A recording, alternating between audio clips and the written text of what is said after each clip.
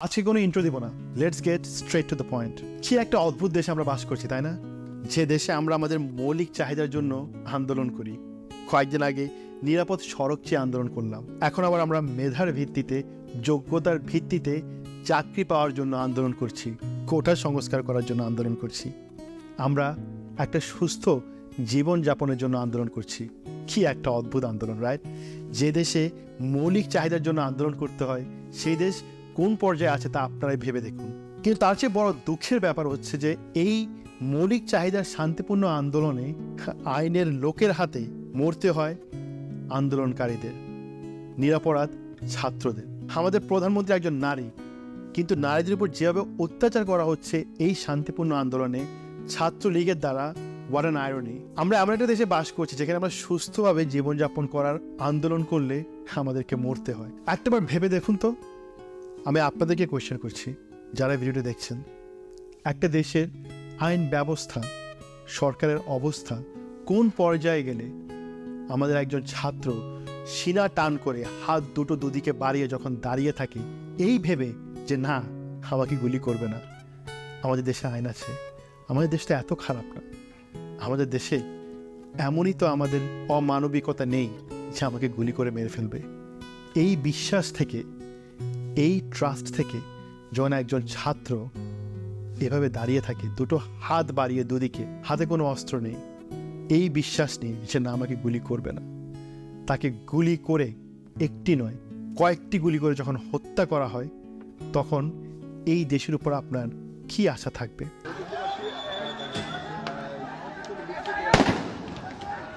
গুলি খাইছে একটা। এই গুলি সাইদকে করা হয়নি, এই গুলি করা হয়েছে আমাদের এই দেশের আইন ব্যবস্থার উপর যে বিশ্বাস তার উপরে। এই গুলি করা হয়েছে আমাদের এই দেশের সরকারের উপর যে বিশ্বাস তার উপরে। এই গুলি করা হয়েছে আমাদের দেশে মানবিকতার উপর যে বিশ্বাস তার উপরে। With this bullets the trust in humanity, the trust in law enforcement, the trust in government, the trust in Bangladesh prime minister Sheikh Hasina has been demolished. আমি বলছি সাইদের কথা, যিনি কিনা সিনাটা চড়া করে দাঁড়িয়েছিল এই বিশ্বাসে সে ওনাকে গুলি করবে না। আমি আসলে ভিডিওটি দেখে আমার চোখের পানি আটকে রাখতে পারিনি। সে হাসছিল, he was in shock, he could not believe himself যে আমাকে গুলি করবে না। সে নর্মালি দাঁড়িয়ে গেছে পুলিশের সামনে যে আমি একটা শান্তিপূর্ণ আন্দোলন করছি, আপনারা আমাকে মারবেন না আমি জানি, কিন্তু একটা নয় কয়েকটা গুলি করে সাইদকে হত্যা করা হয়েছে। আপনি কি মনে করেন সাইদ হত্যা হয়েছে?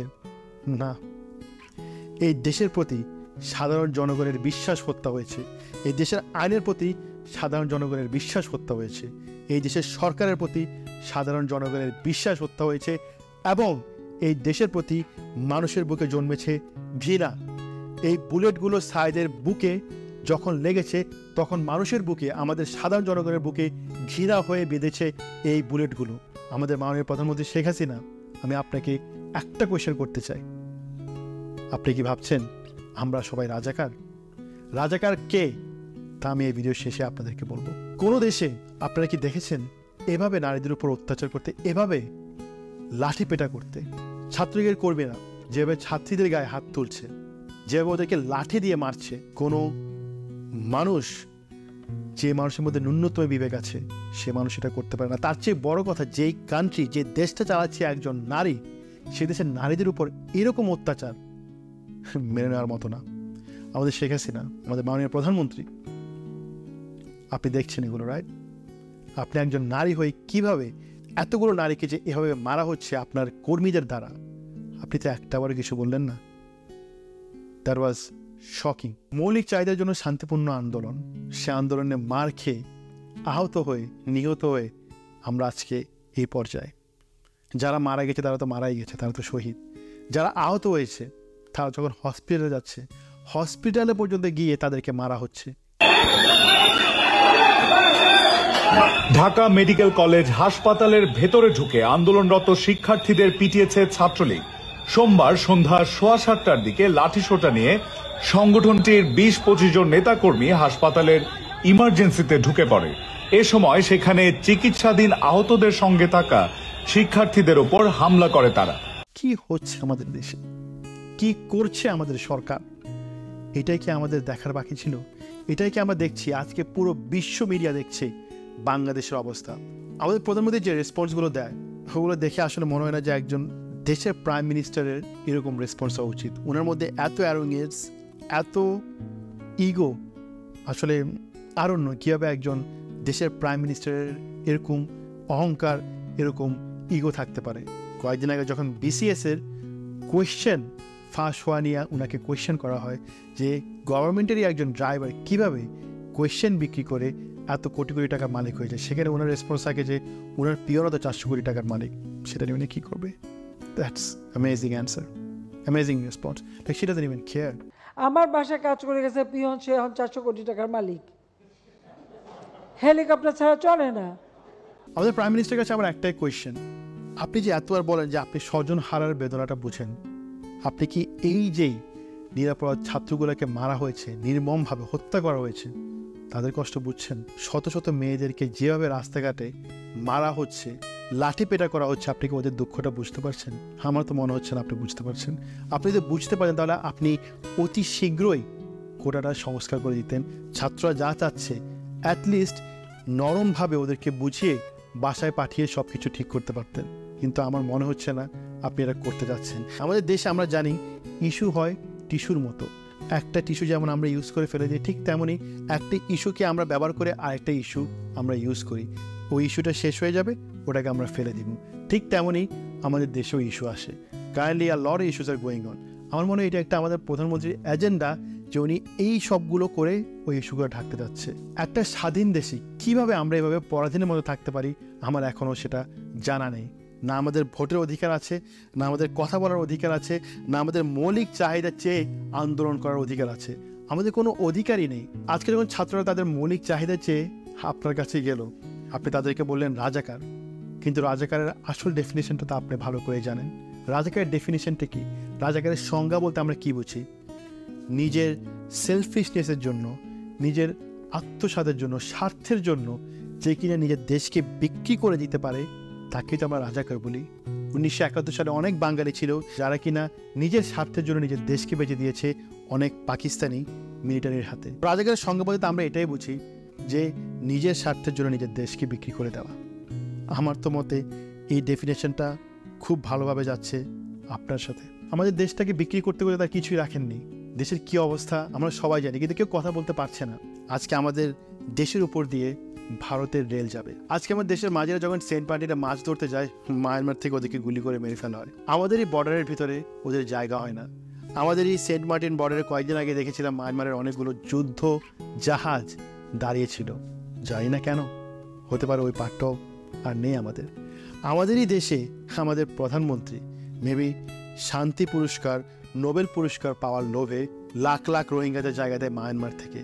যে কক্সবাজার আমাদের বেস্ট ট্যুরিস্ট অ্যাট্রাকশন ছিল, সেই কক্সবাজার এখন যেতে ভয় লাগে। আজকে ওখানে অনেক ক্রাইম, ড্রাগ ব্যবসা, খুন, আহাজারি, ডাকাতি বেড়ে গিয়েছে। আর সুন্দরবনের কথা তো নাই বললাম। আর আমাদের প্রাইম মিনিস্টারই আজকে আমাদের সবাইকে বলছে আমরা রাজাকার।